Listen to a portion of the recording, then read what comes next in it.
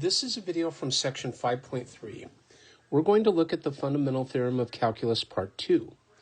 If little f is continuous on the closed interval a to b, then the integral from a to b of little f of x dx is equal to capital F of b minus capital F of a, where capital F is any antiderivative of little f.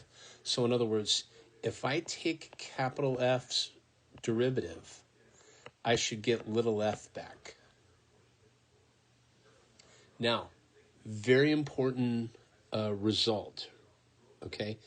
And we need to be very comfortable with its application.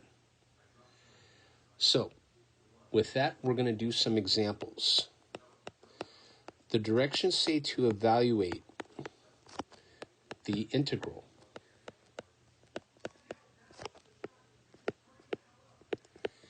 And let's go ahead and take a look at the first one. We'll do number 26. 26, it's the integral from -1 up to 1 of x to the 100th dx. Now, what is the antiderivative of x to the 100? Well, it's 1 over 101 x to the 101, and then what you're going to do is you're going to put a vertical bar because we're going to evaluate from -1 up to 1. That's how we write this. Now, I'm going to replace x with the upper limit of 1. So in other words, I'm going to get 1 over 101 times 1 to the 101. Then I'm going to go minus, and then I'm going to replace x with -1. So this is 1 over 101 times -1 to the 101. So this is 1 over 101 minus, and then I have -1 over 101. And so the correct answer here is 2 over 101. And that's how we do problem number 26. Let's take a look at problem 28. Suppose I had the integral from 0 to 1 of 1 minus 8v cubed plus 16v to the 7th dv. Okay? Now, remember, we're going backwards. So what is the function whose derivative is 1? Well, that's v, right? And then you should ask yourself, the derivative of what produces 8v cubed? Well, you know you have to have a v to the 4th, right? And then and the reason why is because when you take the derivative of v to the 4th, you get 4v cubed. But I want 8v cubed. So I have to put a 2 here to get that 8. Because remember, 2 times 4 is 8. So it's a game of going backwards. So this is minus 2v to the 4th. I'm going to go plus 2v to the 8th. And then I'm going to evaluate from 0 up to 1. And this is going to take practice, right? But what you're going to do is you're going to replace v with the upper limit of 1. So you get 1 minus 2 times 1 to the 4th plus 2 times 1 to the 8th. I'm going to go minus, and then I'm going to replace v with 0. So you get 0 minus 2 times 0 to the 4th plus 2 times 0 to the 8th. And the correct answer here will be 1. because these two terms are going to cancel each other.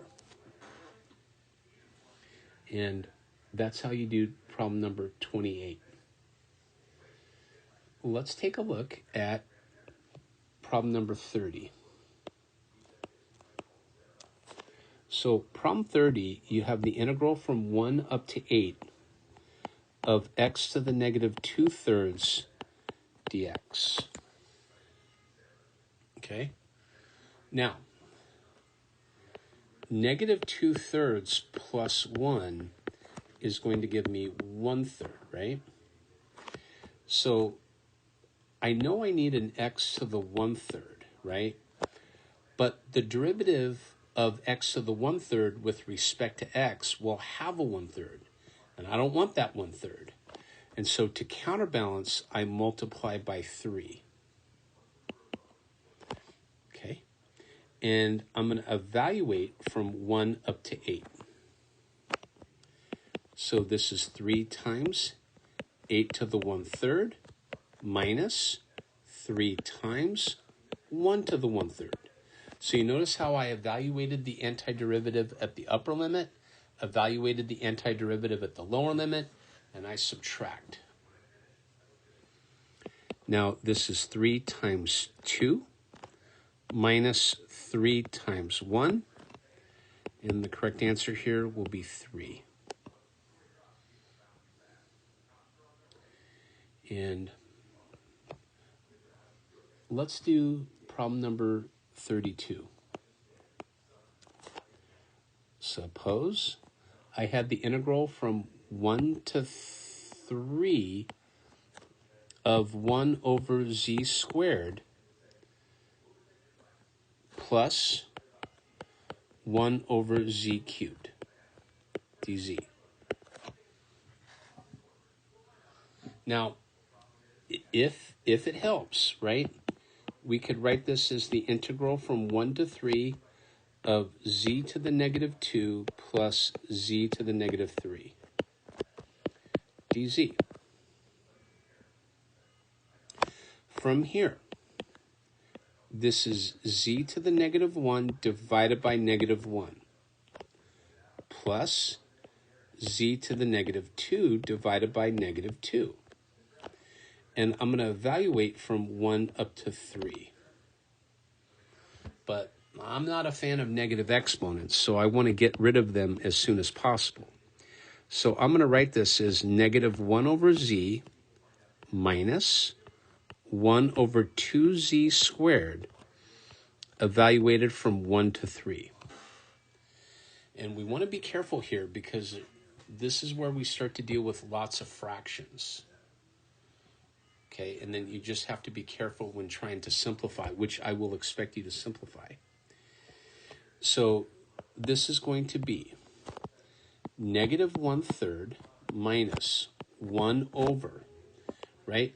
I'm evaluating the antiderivative at the upper limit. So I got to replace z with 3, and it's 2 times 3 squared. I'm going to go minus, and then I'm going to evaluate at the lower limit, and you're going to get negative 1 minus 1/2, like so. And so this is negative 1/3 minus 1 over 18, right? Minus, and then negative 1 minus 1/2 is negative 3/2. And when you subtract a negative, it means you add, right? And so this is negative 1/3 minus 1 over 18 plus 3/2. The lowest common denominator here is 18. And so 2 goes into 18 9 times. So I'm going to multiply numerator and denominator by 9. And then 3 goes into 18 6 times. So numerator and denominator by 6. So you get negative 6 minus 1 plus 27 divided by 18. But this is equal to 20 over 18. And 20 over 18 reduces to 10/9. And that's how you do 32. Let's do one more for this video, and we'll take a look at 34. 34 is the integral from -5 to 5 of e dx. E is a number, you guys. So this is e times x, right? Because the derivative of x is 1. The derivative of e times x is e times 1. And I'm going to evaluate from -5 to 5.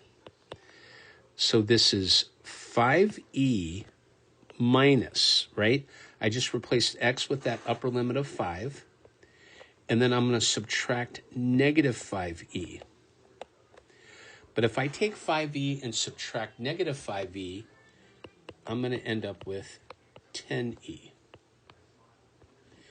And that'll do it for this video. This is a video from section 5.3. We looked at the fundamental theorem of calculus part 2, and we did problems 26, 28, 30, 32, and 34. Okay, thank you.